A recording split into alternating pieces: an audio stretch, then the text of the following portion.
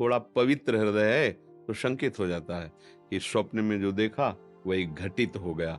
स्वप्न भी झूठा था और जो घटित हुआ वो भी झूठा था। ये कभी सत्य हो ही नहीं सकते। केवल जिसे आप सत्य मान रहे वो भी झूठा है, इसलिए उसे आप सत्य मानने के कारण आप समझते स्वप्न सत्य है। एक बार महाराज जनक जी जैसा पवित्र हृदय, परम ज्ञानी, ना दूसरा कोई नहीं। मानते हैं ना आप? जनक जी एक बार शयन कर रहे थे तो उन्होंने देखा कि उनका राज्य छिन गया और बहुत वो दयनीय अवस्था को प्राप्त है।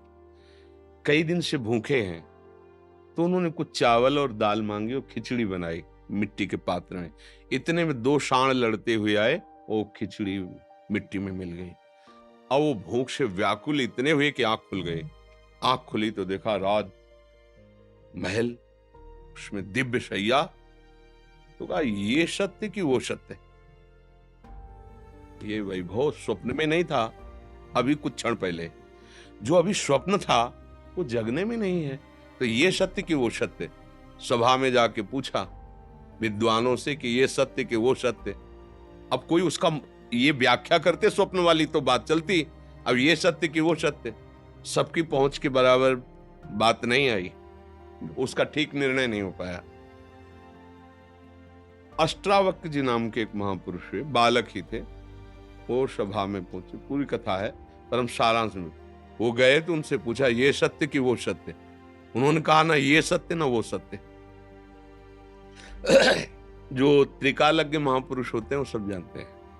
तो उन्होंने कहा जब तू स्वप्न में था, जनक जी के गुरु हैं, कहा जब तू स्वप्न में था तो तेरा राज्य वैभव नहीं था उस समय, और जब तू राज वैभव में आया तो स्वप्न में जो था वो नहीं था। जब एक ही क्षण में झूठा हो गया तो ये सत्य कैसे हो सकता है? ना ये सत्य ना वो सत्य। जो सत्य है उसका मैं तुम्हें बोध कराता हूं। उन्होंने अष्टावक्र नाम की गीता का उपदेश किया, अष्टावक्र गीता नाम ग्रंथ का उपदेश किया। तो सखी बात तो ये सत्य है कि ना ये सत्य है और ना वो सत्य। भगवान शिव की जैसा कोई ज्ञानी वो कह रहे उमा काहू मैं अनुभव अपना, सत हरि भजन जगत सब। अब बताओ तो हम कैसे माने कि ये सब स्वप्न सत्य है जब हम जगत की ही अस्तित्व तो नहीं मानते, तो फिर स्वप्न का क्या अस्तित्व? महाराज जी, मैंने आपके लिए बहुत श्रद्धा से मैं कविताएं लिखती हूँ स्वयं। आप अनुमति दे तो मैं ना कविता क्या, बहुत लोग, आज रविवार है ना, तो अब हमारा शरीर रुग्ण है तो जितना 1 मिनट आधा मिनट सबको दे दें, क्योंकि बहुत लोग जैसे आए ना, हमें लगता है कि वो, अब देखो सुबह से आए हुए हैं, लाइन में खड़े हैं, कोई बैठा है, भाई 1 मिनट उनको, तो हमें बहुत अंदर पीड़ा होती है कि एक तो शरीर अस्वस्थ, अब उनको हम समय, अब जैसे आप लोग तो बैठ गए, अब वो जब आएंगे ना लाइन में खड़े, वो केवल निकलेंगे तो हमें कष्ट होता है कि हमें आधा मिनट तो देना चाहिए कि वो आगे इतनी देर खड़े रहे। तो मुझे लगता है सबको थोड़ा थोड़ा प्यार दुलार कर सके, इसलिए कम समय में काम चला लो।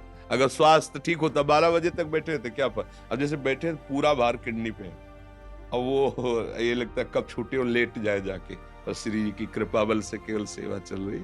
इसलिए किसी का प्रश्न रह जाए, किसी के प्रश्न ना हो तो असंतुष्ट मत होना कि हमारा स्वास्थ्य गड़बड़ ना, इनका